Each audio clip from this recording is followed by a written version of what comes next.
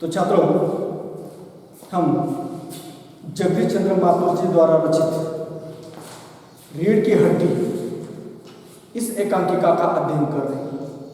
पिछली तासिका में हमने देखा है राम स्वरूप जी की लाडली बेटी उमा की शादी तय हो गई थी। उसे देखने के लिए गोपाल प्रसाद और उनका बेटा शंकर राम स्वरूप जी के घर पधार रहे थे। राम स्वरूप जी ने उनकी अच्छी तरह से खातिरदारी की थी। अच्छी तरह से खातिरदारी करते हुए राम स्वरूप जी ने गोपाल प्रसाद जी से एक सवाल पूछा था, आपको विलायती चाय पसंद है या हिंदुस्तानी? इस पर गोपाल प्रसाद जी ने उत्तर दिया था कि मुझे आधा दूध और आधी चाय दे दो और उसमें ज्यादा चीनी डाल। तब गोपाल प्रसाद जी का लाडला बेटा शंकर खखराते हुए अपना गला साफ करते हुए कह रहा था कि मैंने सुना है सरकार ज्यादा चीनी लेने वाले लोगों पर टैक्स लगाएगी। तब गोपाल प्रसाद जी ने कहा था सरकार जो चाहे सो कर ले, अगर सरकार को अगर अपनी आमदनी बढ़ानी है तो सरकार ने एक ही बात पर टैक्स लगानी चाहिए। उनकी बातें सुनकर राम स्वरूप जी चकित हो जाते और उनसे पूछते किस बात पर टैक्स? तब गोपाल प्रसाद जी उत्तर देते कि खूबसूरती पर टैक्स लगाना चाहिए। तो खूबसूरती का नाम लेते ही राम स्वरूप जी चकित हो जाते हैं और गोपाल प्रसाद जी राम स्वरूप जी को समझाते हैं कि ये मजाक नहीं साहब, एक ऐसा टैक्स है खूबसूरती पर लगाया हुआ, ये जो एक टैक्स है ये ऐसा टैक्स है कि देने वाले लोग भी चू नहीं करेंगे, अपने आप टैक्स देंगे। इससे क्या हो जाएगा? सरकार की आमदनी बढ़ जाएगी।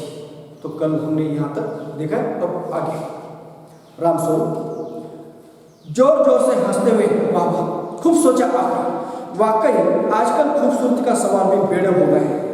हम लोगों के जमाने में तो यह कभी उठता भी न था। दस्तरी गोपाल की तरफ बढ़ा था, लीजिए कड़ी शब्दार्थ है वाकई, वाकई यानी वास्तव में, वाकई यानी वास्तव में। दूसरा और एक कड़ी शब्दार्थ आ गए बेड़म, बेड़म निराला, तस्तरी और एक शब्द है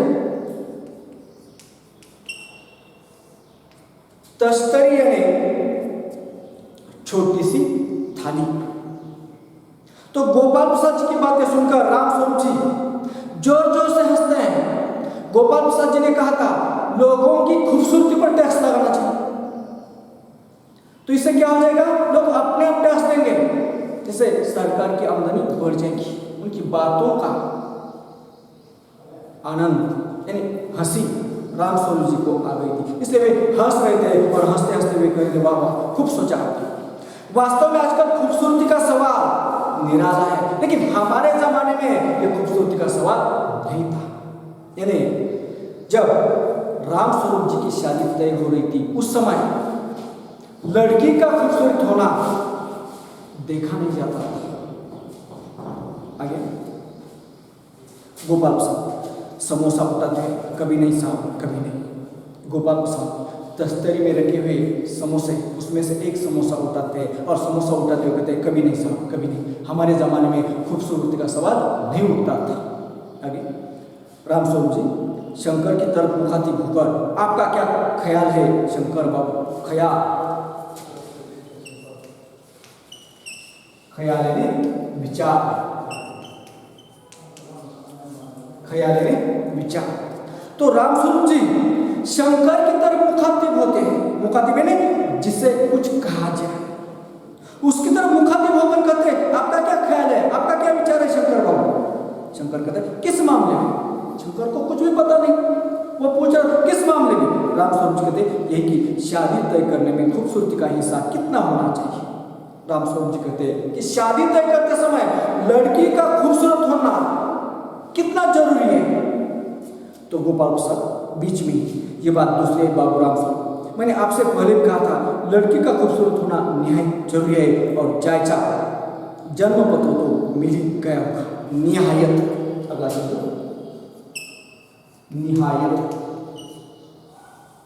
अत्याधिक, निहायत यानी अत्याधिक, निहायत का अर्थ क्या है? अत्याधिक। जायचा, जायचा, जायचा यानी जिसे कुंडली कहा जाता है। जैसे लड़का और लड़की की शादी तय करते समय दोनों का जायचा पंडित जी को दिखाया जाता है। जायचा ने कुंडली, जिसे हम जन्म पत्रिका भी कहा जाता है। तो गोपाल प्रसाद बीच में ही, जैसे राम स्वरूप और शंकर की बातों को टालते हुए बीच में गोपाल प्रसाद जी राम स्वरूप जी से कहते हैं, ये बात दूसरे बाबूराम से मैंने आपसे पहले भी कहा था, शादी के लिए लड़की का खूबसूरत होना बहुत जरूरी है, लेकिन जायचा तो मिलना चाहिए, कुंडली तो मिलनी चाहिए। राम स्वरूप जी, जायचा का मिलना क्या मुश्किल बात है। ठाकुर जी के चरणों में रख दिया, बस खुद ब खुद मिला हुआ समझिए, खुद ब खुद। अगला शब्द खुद ब खुद, अपने आप, खुद ब खुद अर्थ क्या होता है? अपने आप। तो खुद ब खुद यह शब्द युग्म है, योजक चिन्ह के द्वारा इस शब्द को जोड़ा है। खुद ब खुद यानी योजक चिन्ह से के द्वारा ये इन शब्दों को जोड़ा, इसलिए उसे क्या कहा जाता है? शब्द युग्म कहा जाता है। तो राम स्वरूप जी कहते हैं, जायचा का मिलना क्या मुश्किल है, क्या कठिन है। मैंने ये जायचा ठाकुर जी के चरणों में रख दिया है, ठाकुर जी अपने आप ये जायचा दे दीजिए। अगला, शंकर भी हंसता है मगर गोपाल प्रसाद गंभीर हो जाते हैं। राम स्वरूप जी की बातें सुनकर शंकर को खुशी होती है। किस बात की खुशी होती है? कि आज वे शादी तय करने के लिए आ गए।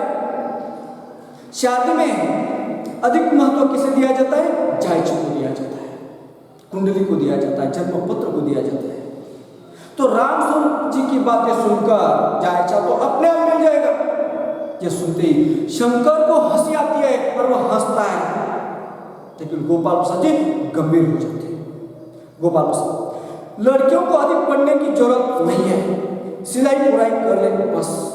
गोपाल प्रसाद जी गंभीर होकर राम स्वरूप जी से कहते हैं, लड़कियों को अधिक पढ़ने लिखने की आवश्यकता नहीं है, सिलाई पुराई कर ले बस। लड़कियों ने इतना ही करना चाहिए। यानी एकांकी का कार्य जगदीश चंद्र माथुर जी के विचार से गोपाल प्रसाद जी खुद पढ़े लिखे हैं, पेशे से वे वकील हैं, लेकिन उनकी धारणा, उनके विचार कैसे पुराने हैं। उनके विचार से लड़कियों ने ज्यादा पढ़ना लिखना नहीं चाहिए, ये उनकी विचारधारा है। उनके ऐसे विचारों पर जगदीश चंद्र माथुर जी ने इस एकांकिका के माध्यम से कड़ा प्रहार किया है, टीका प्रहार किया है। राम स्वरूप मेज को एक तरफ सरका देते हैं, फिर अंदर के दरवाजे की तरफ मुंह कर जरा जोर से, अरे पान भिजवा देना। उमा पान की तस्तरी अपने पिता को देती है। उस समय उसका चेहरा ऊपर को उठ जाता है और नाक पर रखा हुआ सुनहरी रिम वाला चश्मा दिखता है। बाप बेटे चौंक उठते हैं। गोपाल प्रसाद जी की बात है। गोपाल प्रसाद जी ने क्या कहा था? लड़कियों ने ज्यादा पढ़ना लिखना नहीं चाहिए, सिलाई बुराई कर ले बस। यह सुनने पर राम स्वरूप जी हंसते हैं। हंसकर वे मेज को एक तरफ सरका देते हैं और फिर दरवाजे के अंदर झुककर मुंह करते हुए जोर से आवाज देते हैं, अरे जरा पान भिजवा देना।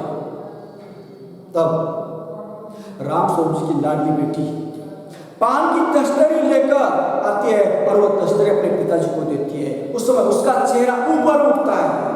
ऊपर उठने पर गोपाल प्रसाद और उनका लाडला बेटा शंकर दोनों उमा के चेहरे की तरफ देखते हैं तो उमा के चेहरे पर, उसकी नाक पर सुनहरी रीम वाला चश्मा दिखाई देता है। ये दोनों चौंक उठते हैं।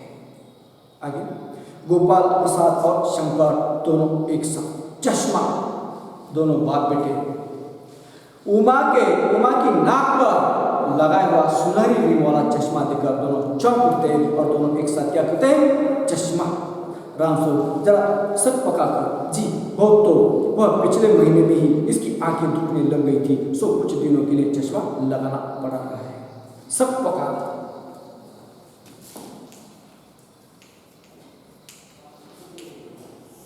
तो सत पकाना का अर्थ होता है चकित होना। सत पकाना यानी चकित होना, चकित करना। तो रामस्वरूप जी चश्मा, दोनों के मुख से चश्मा यह शब्द सुनते ही रामस्वरूप जी चकित हो जाते हैं और चकित होकर वे कहते जी वह पिछले महीने में ही इसकी आंखों में दर्द हो रहा था, इसलिए कुछ दिनों के लिए यह लगाया हुआ है। ऐसा वे उत्तर गोपाल प्रसाद जी को देते। गोपाल प्रसाद पढ़ाई वढ़ाई की वजह से तो नहीं है, कुछ वजह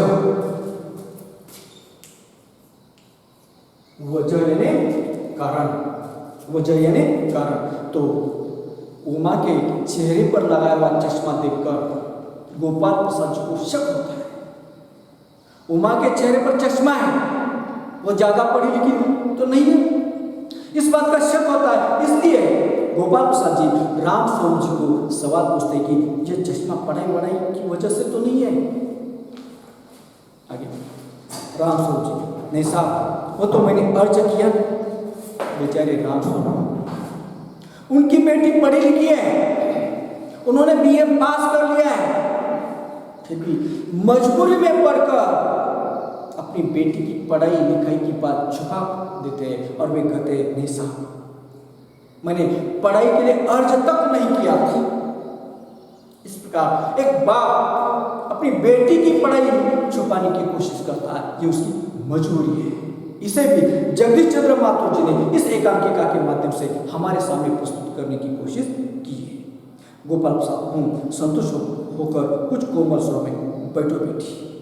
जब रामस्वरूप जी गोपाल प्रसाद जी को कहते हैं कि नहीं साहब, मैंने पढ़ाई लिखाई करने के लिए अर्ज तक नहीं किया, ऐसा कहकर गोपाल प्रसाद जी को क्या करते हैं? संतुष्ट करते हैं।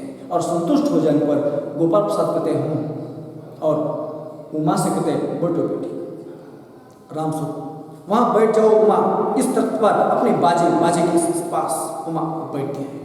रामस्वरूप अपनी बेटी उमा से कहते हैं वहां बैठ जाओ बेटी, उस तख्त पर अपने बाजे के पास। और उमा तख्त पर अपने बाजे के पास क्या करते हैं? बैठ जाते हैं। गोपाल साहब, चाल में तो कुछ खराबी है नहीं, चेहरे पर भी छवि है, हाँ कुछ गाना बजाना सीखा है। छवि शब्द आते हैं, छवि यानी निखार, तेज। छवि का अर्थ क्या होता है? निखार यानी तेज। तो गोपाल प्रसाद मन ही मन में सोचते हैं कि लड़की की चाल में तो खराबी नहीं है, चेहरे पर भी क्या है? निखार है, तेज है, कुछ गाना बजाना सीखा है। देखिए, लड़की को देखने के लिए जब लड़के वाले आ जाते हैं तब इतनी बारीकी से लड़की को देखा जाता है, जैसे कि लड़के का क्या किया जाता है? सौदा किया जाता है। उसकी चाल कैसी है, चाल में तो कोई खराबी नहीं है, चेहरे पर निखार है या नहीं है, ये सारी बारीक बातें क्या की जाती है? देखी जाती है। ठीक उसी प्रकार गोपाल प्रसाद जी भी उमा की तरफ देख रहे थे और वे सोच रहे थे उसकी चाल में तो क्या है? खराबी नहीं है और चेहरे पर भी छवि है। और वे पूछ रहे थे कुछ गाना बजाना सीखा है? रामस्वरूप, जी हाँ, सितार भी और बाजा भी। सुनाओ तो उमा एक आध गीत सितार के साथ। उमा सितार पर मेरा का मशहूर भजन मेरे तो गिरधर गोपाल गाना शुरू कर देती है। उसकी आंखें शंकर की झपटी सी आंखों से मिल जाती है और वह गाते गाते एक साथ रुक जाते हैं। झेपना का शब्द आता है, झेपना यानी शर्माना, शर्मिंदा होना। झेपना का अर्थ क्या होता है? शर्मिंदा होना यानी शर्माना। तो रामस्वरूप अपनी बेटी उमा से कहते हैं जी हाँ, सितार और बाजा भी। उमा क्या करते हैं? सितार भी बजाते हैं और बाजा भी बजाते हैं। तो उमा सुनाओ एक आधा गीत सितार के साथ। पिता के कहने पर उमा सितार पर मेरा संत मीराबाई का मशहूर भजन मेरे तो गिरधर गोपाल ये गाना शुरू कर देती है। गाना गाते गाते उमा की नजर सामने बैठे हुए शंकर पर पड़ जाती है, तो शंकर क्या करता है? शर्मिंदा हो जाता है, शर्माता है। उसकी शर्मिंदगी देखकर उमा क्या करती है? अपना गाना गाना बंद कर देती है, रुक जाती है। राम स्वरूप क्यों, क्या हुआ? गाने को पूरा करो उमा। तो उमा अचानक शंकर की ये शर्मिंदगी देखकर उमा क्या कहते? गाना गाना बंद कर देते। तब राम स्वरूप अपनी बेटी उमा से कहते, क्यों, क्या हुआ? गाने को पूरा करो उमा। गोपाल प्रसाद, नहीं साहब, काफी है, आपकी लड़की अच्छा गाती है। गोपाल प्रसाद राम स्वरूप जी से कहते, नहीं नहीं साहब, इतना ही काफी है, आपकी लड़की क्या करती है? अच्छा गीत गाती है, ज्यादा गाने की आवश्यकता नहीं है। तो गोपाल प्रसाद जी ने भी शंकर की तरफ देखा था, तो शंकर क्या कर रहा था? शर्मा रहा था। उसकी अपनी बेटी की जो बुराइयां हैं, ये बुराइयां गोपाल प्रसाद जी की समझ में आ गई थी, इसलिए गोपाल प्रसाद जी ने उमा को गाना गाने से मना कर दिया था। इतना ही ठीक है। उमा सीता रखकर अंदर जाने को बढ़ती है, सीता रखकर उमा अंदर जाने के लिए तैयार हो जाती है। गोपाल प्रसाद, अभी ठहरो बेटी। गोपाल प्रसाद उमा को और बैठने के लिए कहते हैं, राम स्वरूप थोड़ा और बैठी रहो उमा। उमा बैठती है। फिर राम स्वरूप जी अपनी बेटी को बैठने की इजाजत देते हैं, थोड़ा और बैठी रहो उमा, और उमा बैठ जाती है। गोपाल प्रसाद उमा से, तो तुमने पेंटिंग वेंटिंग भी सीखी है? उमा चुप। गोपाल प्रसाद और शंकर राम स्वरूप जी की बेटी को देखने के लिए आ गए थे। सामने उमा को बिठाया गया था। उमा की इम्तिहान ले रहे थे, उसकी परीक्षा ले रहे थे, एक एक सवाल पूछ रहे थे। ऐसा ही उन्होंने, गोपाल प्रसाद जी ने उमा को एक सवाल पूछा था, तुमने पेंटिंग वेंटिंग भी सीखी होगी? पेंटिंग और वेंटिंग ये क्या है? शब्द युग्म है। पेंटिंग और पेंटिंग, इन दोनों शब्दों को किसने जोड़ा है? जो चंद्र ने जोड़ा है, इसलिए उसे शब्द युग्म कहा जाता है। तो गोपाल प्रसाद कहते हैं कि तुमने पेंटिंग वेंटिंग भी सीखी है? उनके सवालों का कोई जवाब उमा नहीं देती, वह चुप रहती है। राम स्वरूप, हाँ वो तो मैं आपको बताना भूल ही गया, ये जो तस्वीर टंगी हुई है कुत्ते वाली, इसने बनाई है, और वह उस दीवार पर भी। राम स्वरूप जी कहते हैं, हाँ मैं तो पेंटिंग और पेंटिंग के बारे में बताना ही भूल गया। ये जो तस्वीरें सामने रखी हुई, ये कुत्ते वाली पेंटिंग, ये उसने ही बनाई है, और देखो उस दीवार पर टंगी हुई ये तस्वीर उन्होंने ही बनाई है। इस प्रकार उमा पेंटिंग भी करती है। गोपाल प्रसाद, ये तो बहुत अच्छा है, और सिलाई वगैरह? गोपाल प्रसाद उमा को प्रश्नों पर प्रश्न, सवालों पर सवाल पूछ रहे थे। पेंटिंग के बारे में उन्होंने सवाल पूछा था, तो वे सिलाई के बारे में सवाल पूछ रहे हैं। वे कह रहे थे, हाँ ये तो बहुत अच्छा है, लेकिन सिलाई वगैरह? राम स्वरूप, सिलाई तो सारे घर की इसी के जिम्मे रहती है, यहाँ तक कि मेरी कमीजें भी। और वे हंसते हैं, हाँ करके वे हंसते हैं। राम स्वरूप जी उत्तर देते हैं, सिलाई तो सारे घर की उसके जिम्मे होती है। हमारे परिवार के सारे लोगों के कपड़े सिलाने का काम करती है, उमा ही करती है, यहाँ तक कि मेरी कमीज भी कौन सिलाते हैं? उमा ही सिलाती है। ऐसा कर वे हंसते हैं। गोपाल प्रसाद, ठीक, लेकिन हाँ बेटी तुमने कुछ इनाम विनाम भी जीते थे? उमा चुप। राम स्वरूप इशारे के लिए खांसते, लेकिन उमा चुप है। उसी तरह गर्दन झुकाए गोपाल प्रसाद अधीर उठते और राम स्वरूप सब पकड़ते हैं। गोपाल प्रसाद जी सवालों पर सवाल पूछ रहे थे। पहले उन्होंने पढ़ाई के बारे में सवाल पूछा, गाना गाने के बारे में, पेंटिंग के बारे में, सिलाई के बारे में। इस प्रकार सवालों पर सवाल, जैसे कि बेटी का कोई सौदा चल रहा है, ऐसी हालत राम स्वरूप जी के घर में हो गई थी। और बेचारी उमा गोपाल प्रसाद के किसी सवाल का जवाब नहीं दे रही थी। उसकी जो ये बुराइयां हैं, ये बुराई उन्हें परेशान कर रही थी, इसलिए वह खामोश थी, चुप थी। इसलिए गोपाल प्रसाद जी ने उमा को और एक सवाल पूछा था, लेकिन हाँ बेटी तुमने कुछ इनाम विनाम जीते हैं? उनके भी इस सवाल का जवाब उमा ने नहीं दिया। और राम स्वरूप उसे इशारा करते, उमा कुछ तो बोलो। गोपाल प्रसाद अधीर होते और रामस्वरूप सब होते। उमा के मुंह से उत्तर सुनने के लिए गोपाल प्रसाद जी अधीर होते हैं और बेचारे रामस्वरूप सर पका जाते हैं। रामस्वरूप जवाब दो उमा गोपाल से, हाँ हाँ जरा शर्माती है, इनाम तो इसमें। रामस्वरूप ही कहते हैं कि क्या लड़की, मेरी लड़की उमा थोड़ा सा शर्माती है, और गोपाल प्रसाद जी कहते हैं हाँ जरा शर्माती है, इनाम तो इसने बहुत जीते हैं। गोपाल प्रसाद जरा रूखी आवाज में, जरा इसे भी तो मुंह खोलना चाहिए। गोपाल प्रसाद कहते हैं अब तक गोपाल प्रसाद ने जितने भी सवाल पूछे थे, इन सारे सवालों के जवाब किसने दिए थे? रामस्वरूप जी ने दिए थे। इसलिए गोपाल प्रसाद रामस्वरूप जी से कह रहे थे जरा इसे भी मुंह खोलने दीजिए। रामस्वरूप कहते उमा देखो आप क्या कह रहे हैं, जवाब दो।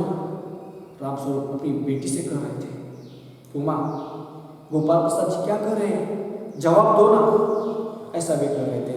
तो छात्रों आज के लिए हम यहाँ रुकते हैं, बाकी की अधूरी एकांकिका अगली तासिका में हम देखेंगे। ठीक है, धन्यवाद।